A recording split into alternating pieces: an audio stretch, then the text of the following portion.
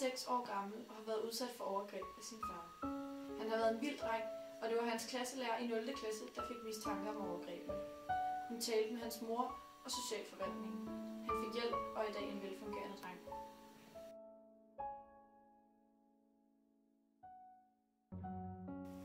Jeg hedder Jesper, og jeg er 15 år. Jeg bor sammen med min mor og min lillesøster. I nogle år blev jeg udsat for seksuelle overgreb af min mors gode ven og søn. Han er 4 år ældre end mig. Jeg kan ikke rigtig se, hvordan det startede. Men det blev mere og mere grænseoverskridende med tiden. Jeg så op til ham og kunne ikke sige stop. Da han også troede mig med forskellige ting, hvis jeg sættes med.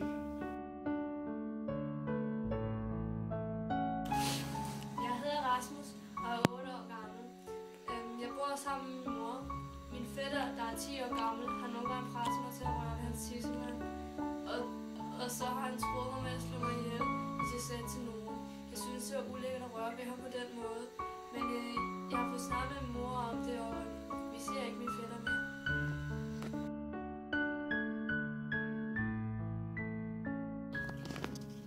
Jeg hedder Camilla og er 12 år.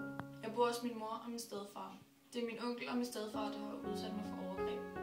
Jeg turde ikke sige det til nogen, men så fortalte min kusine mig, at vores onkel havde overskredet hendes grænser, og så fortalte jeg det til min lærer. De blev begge meldt til politiet, og jeg ser hverken min onkel eller min stedfar mere.